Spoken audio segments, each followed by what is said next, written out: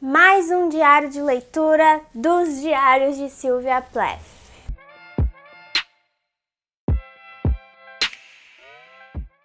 Olá, eu sou a Tami do Literatami e este é o segundo vídeo de diário de leitura dos Diários da Sylvia Plath. Eu já gravei um vídeo em que eu comentei com vocês um pouco sobre as minhas percepções de leitura dos diários até a página 220. Esses diários aqui foram publicados pela editora Globo, com selo Biblioteca Azul, e foram organizados pela Karen V. Kukiel, junto do Ted Hughes, que foi marido da Sylvia Plath. E agora, então, eu vou conversar com vocês um pouquinho sobre o que chamou a minha atenção na leitura das páginas 220 até 417. Então, esses vídeos de diário de leitura são mais descontraídos e eu adoraria que vocês conversassem comigo sobre o que essa leitura tem causado em vocês também. Bom, essa segunda parte, então, da minha leitura começa em 1955, com cartas que a Sylvia Plath foi escrevendo, cartas em estilo assim bastante poético, em que ela se coloca como terceira pessoa muitas vezes. E ela continua questionando aqui nessas cartas e em seguida também a sua recepção editorial, a recepção editorial da sua obra, para ser mais exata. Ela questiona bastante também a lógica da produtividade, o que faz muito sentido para os nossos dias, ainda continua fazendo sentido, né? Ela se cobra muito produzir um certo número de páginas e quando ela não consegue fazer isso, ela se vê como fraude.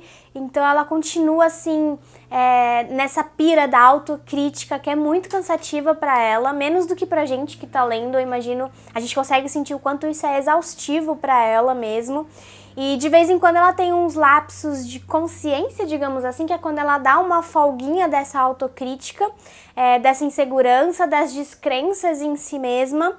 E nesses momentos ela se mostra, inclusive, uma excelente crítica literária, não só do seu próprio trabalho, mas também do trabalho dos seus contemporâneos, dos autores que ela tem lido. E é muito interessante a gente acompanhar essa perspectiva de uma autora como a Sylvia Plath, de outros escritores estupendos também, como, por exemplo, a Virginia Woolf, que ela admira muito, assim. Depois desses longos períodos de autocrítica, a gente percebe uma busca por leveza, que é uma busca, na verdade, assim, incansável da Sylvia Plath. Desde o início, acho que eu devo ter comentado isso no vídeo anterior.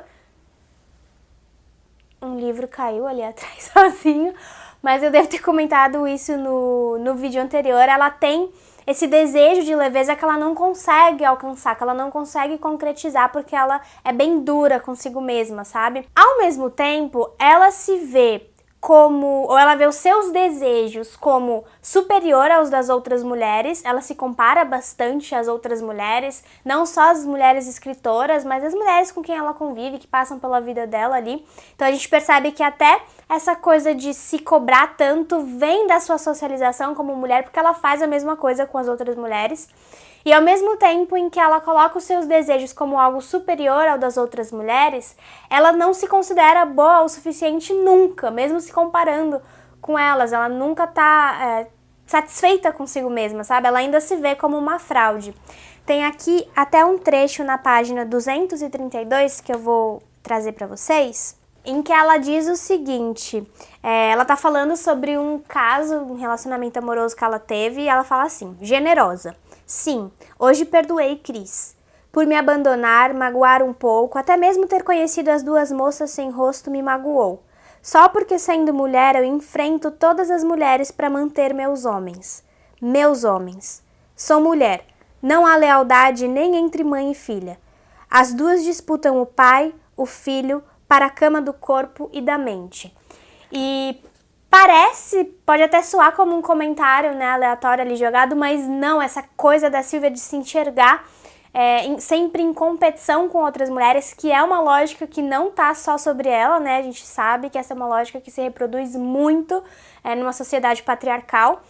É uma coisa que sufoca ela demais, e quando eu leio esses trechos eu fico pensando, nossa, como seria bom se a Sylvia tivesse mais noção de sororidade. Se essa discussão da sororidade, como tem sido feita hoje, essa palavra é cada vez mais presente no nosso dia a dia, se a Sylvia tivesse entrado em contato com isso e tivesse talvez deslocado a sua energia de competição para a energia do apoio, do suporte às outras mulheres, como isso teria provavelmente despertado certo alívio nela, né? E assim, como falei pra vocês, esse é um vídeo bem descontraído e como é um diário, do gênero diário, de uma pessoa real, eu não consigo evitar esses pensamentos de como teria sido se tivesse sido desse jeito. Então, eu gostaria até de compartilhar com vocês essas minhas percepções mais descontraídas, assim. A sua autoavaliação ainda passa pelo julgo do homem, ela se preocupa muito como os homens vão tratá-la. Nesse momento ela ainda é uma mulher solteira, ela ainda não casou. E ela permanece ali super romântica, idealista, algo que eu já tinha apontado no vídeo anterior, que é fácil de perceber mesmo na personalidade dessa Sylvia Plath jovem. Mesmo quando ela questiona os seus afetos, porque ela tem várias decepções amorosas, digamos assim, e muitas vezes ela também se desinteressa pelos homens com quem ela sai. Mas mesmo quando ela questiona os seus afetos e fica um pouco mais cética, digamos assim, ainda assim ela acaba recaindo na crença de que ela precisa de um homem para ser uma mulher completa ou para lhe dar aquilo que na verdade a gente lendo percebe que ela já tem, mas que ela não consegue reconhecer. Então isso me causa uma angústia muito grande e nela também, é claro. É uma inconstância também angustiante, porque é sempre essa insegurança, essa incerteza norteando o seu comportamento, que é duro principalmente pra ela, né? E ela vê, agora tem uma coisa, agora eu romantizando aqui isso, mas tem uma coisa bonita nisso tudo porque ela acaba estendendo esse seu pensamento e passa a ver os atos de dar e de receber amor, aqui não só de homens, como uma espécie de salvação. Então tudo que ela quer no fim mesmo é sentir amor. Sentir que dá amor, sentir que recebe amor. Nesse período também, a Sylvia começa um processo de patologizar os seus sentimentos, muito. Eu acho que isso tem a ver com a sua estada na clínica de reabilitação, quando ela cometeu suicídio e que ela ficou um tempo na clínica de psiquiatria, na verdade. E aí ela começa a usar muito a palavra sintoma. Quando ela sente qualquer coisa, ela começa a enxergar isso como um sintoma de algo que ela não nomeia a princípio. E é interessantíssimo como ela tá sempre analisando os seus sentimentos. Ela tá sempre analisando o outro, analisando o que ela mesma sente. É uma coisa que me aproxima muito da Sylvia também. Eu acho que nós, como leitores, que buscamos assim uma leitura mais crítica, acabamos transferindo esse tipo de leitura para o nosso estar no mundo também. Então, por mais que seja duro, é muito interessante de acompanhar esses processos. Eu até separei aqui um trecho da página 226 que diz o seguinte: observa o céu azul claro ser rasgado pelo vento fresco das estepes russas. Por que eu acho tão difícil aceitar o momento presente, inteiro como uma maçã, sem cortá-lo e picá-lo em busca de um sentido, ou colocá-lo numa estante com as outras maçãs para medir seu valor, ou tentar preservá-lo em salmoura, chorando ao encontrá-lo escurecido, pois deixou de ser apenas a deliciosa maçã que me deram esta manhã. Talvez, quando nos apanhamos querendo tudo, isso ocorra porque estamos perigosamente perto de não querer nada. Isso me arrepiou a primeira vez que eu li, me arrepia agora relendo e mostra como, por mais que a Sylvia mude alguns aspectos do seu comportamento, não tanto da sua personalidade, algumas coisas permanecem e dessas coisas fica esse desejo de ter tudo, de ser tudo, e como ela mesma aponta, o pavor de perceber que querer tudo se aproxima de não querer nada. Então, é muito... Eu tô muito tocada por essa leitura, gente. Eu acho que é impossível sair insensível disso, sabe? Não se sentir sensibilizado pelo que ela diz.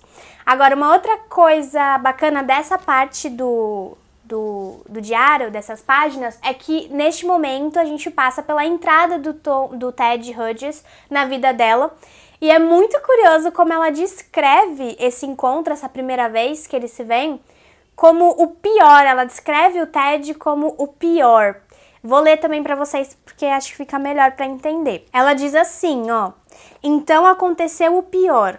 Aquele rapaz enorme, moreno, robusto, o único ali enorme o bastante pra mim, que circulava mexendo com as mulheres, cujo nome perguntei no minuto em que entrei no bar, mas ninguém me disse, Aproximou-se olhando firme nos meus olhos e ele era Ted Hughes. Cara, eu achei curioso porque depois, quando eu publiquei o vídeo anterior, muita gente veio me dizer que o Ted foi terrível com a Sylvia, né? Que eles tiveram um relacionamento super abusivo e ele, inclusive, ajudou a selecionar, organizar os diários. Então a gente não tem acesso aos diários na íntegra. Os diários passaram ali por um filtro do Ted e mesmo assim a entrada dele na vida dela já é descrita como o pior que poderia acontecer.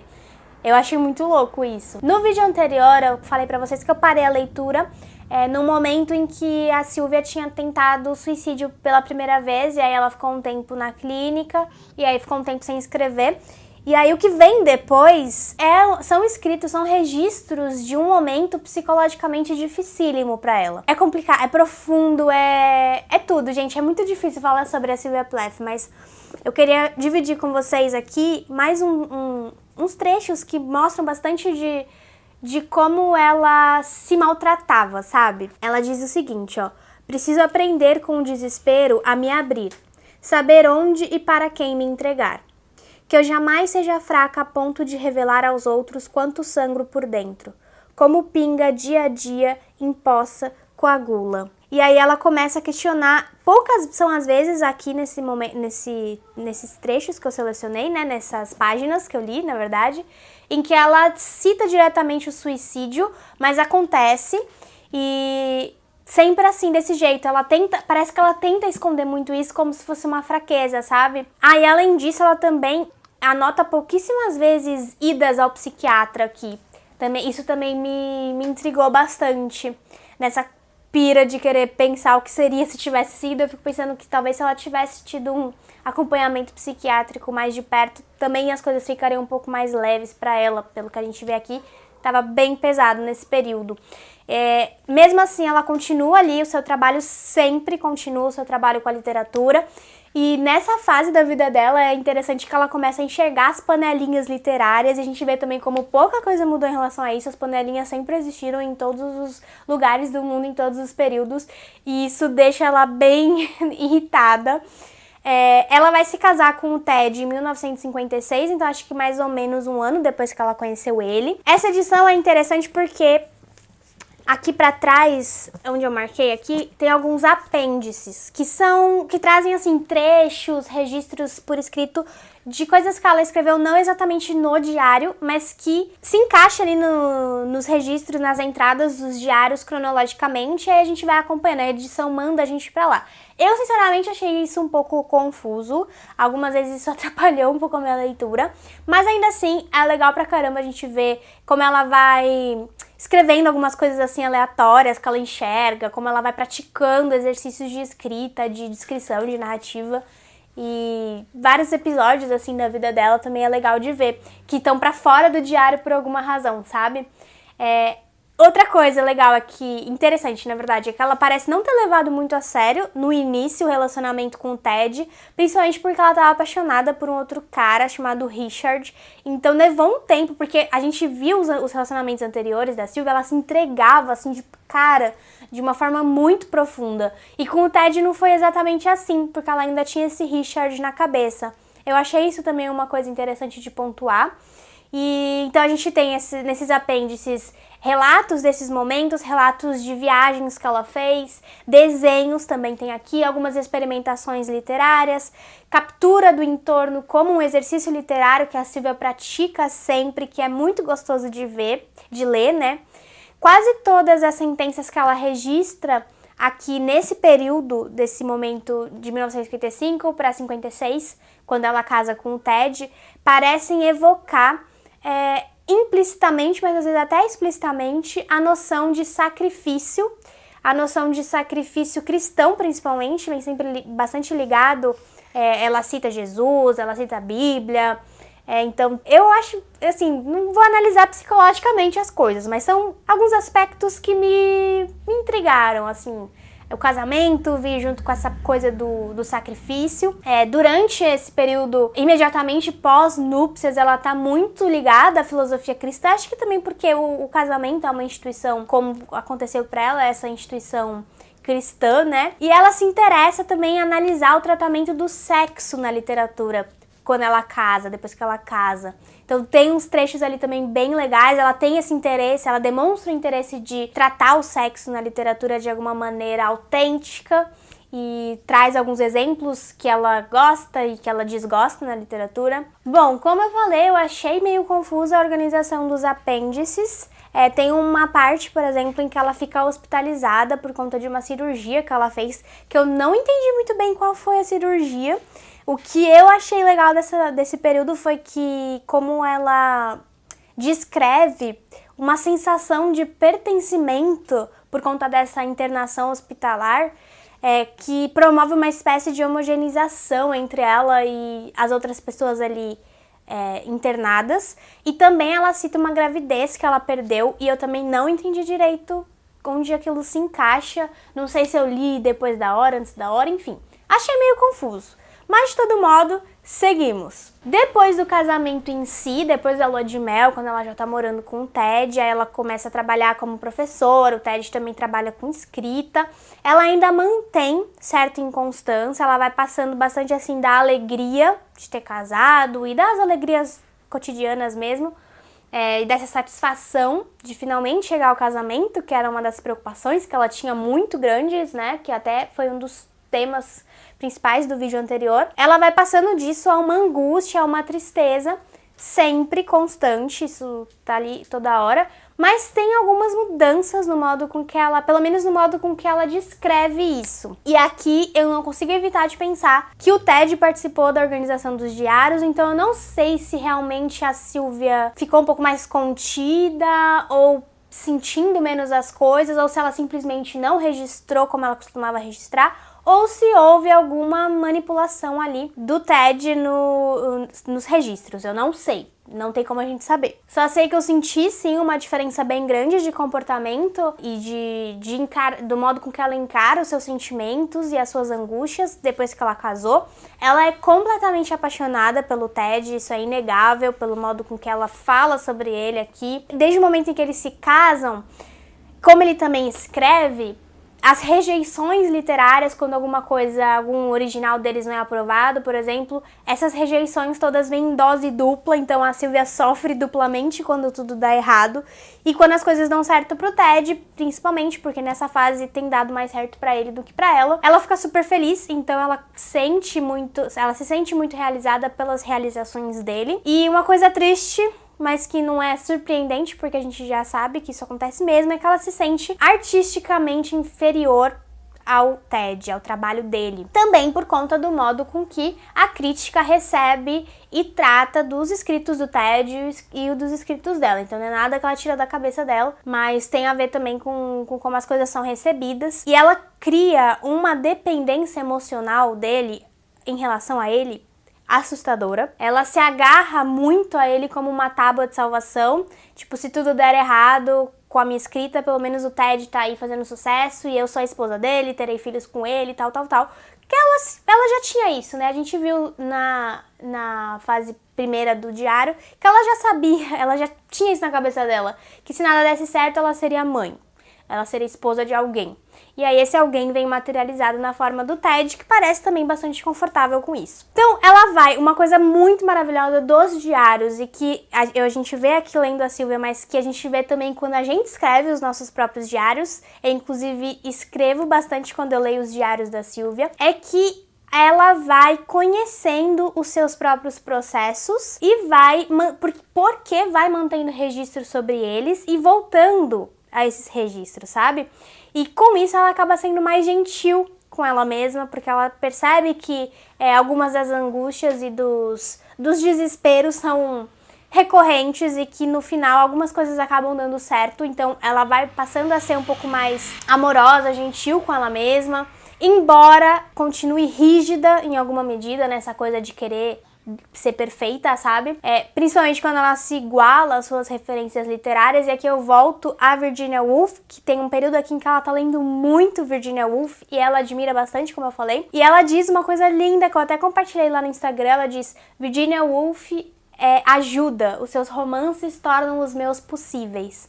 Eu achei isso lindo e acho que resume muito bem a relação que a Sylvia tem com a literatura da Virginia. Por outro lado, isso gera nela uma eterna insatisfação por não ser tão boa quanto as pessoas que ela lê. Ela foca no seu trabalho como uma espécie de refúgio a que a gente supõe, como se fosse uma salvação contra os seus demônios. Aqui ela começa a nomear o que ela sente como demônios. Ela mesma que dá esse nome. Ela diz que, acima de tudo, o mais importante é continuar escrevendo, escrever todos os dias, continuar escrevendo. É mesmo um exercício de salvação para ela isso. Talvez por isso ela projete também no TED essa sensação de salvação, porque ele escreve, né? E uma coisa maravilhosa de ler os diários da Sylvia é que ela vai dando vários conselhos de escrita pra ela, mas que a gente pega pra gente, sabe?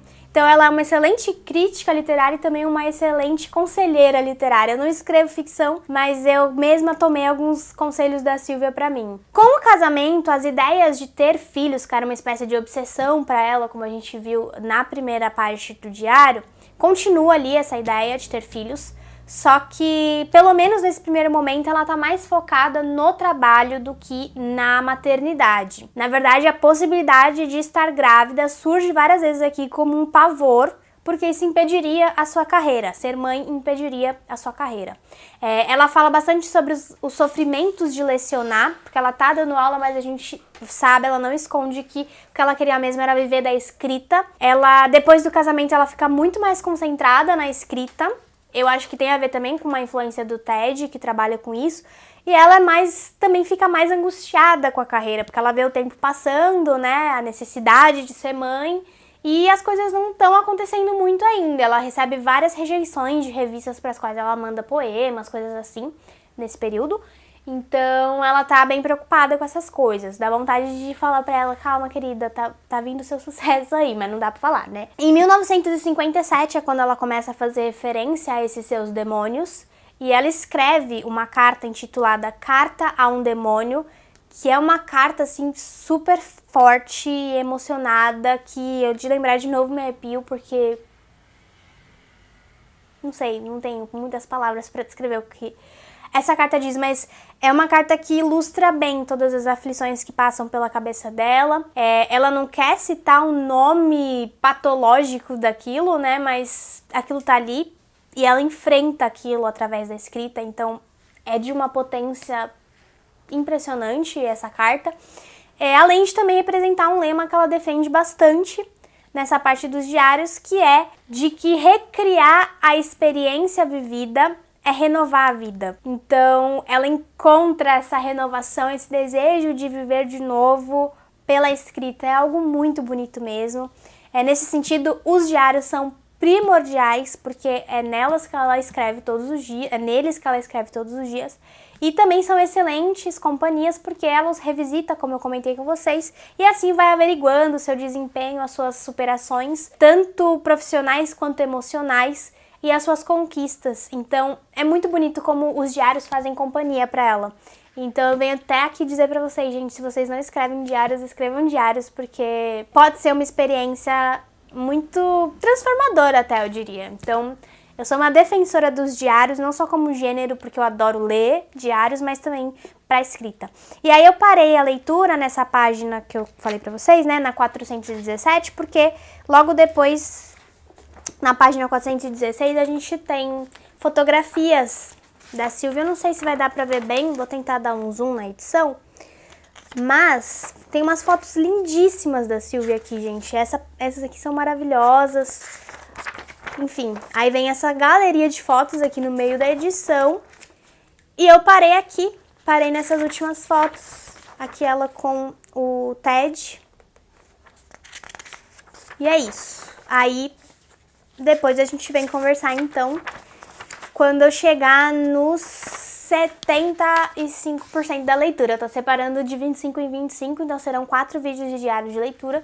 Eu quero agradecer, inclusive, as pessoas que assistiram ao primeiro vídeo, porque esse vídeo também deve estar bem longo, mas o primeiro vídeo também ficou longo, porque a minha intenção era realmente essa, comentar pouco a pouco, porque eu tenho tirado muita coisa dessa leitura. Então, eu adoro que vocês comentem também. Foi ótimo no vídeo anterior e espero que nos próximos continuem sendo. Então, Muito obrigada se você está acompanhando essa leitura e muito obrigada por assistir ao vídeo também. Comenta aí embaixo, vamos conversar sobre a obra da Sylvia Plath, sobre os diários. E inscreva-se no canal se você for novo por aqui e acompanhe Literatami nas outras redes sociais. Muito obrigada e eu vejo vocês no próximo vídeo. Tchau, tchau!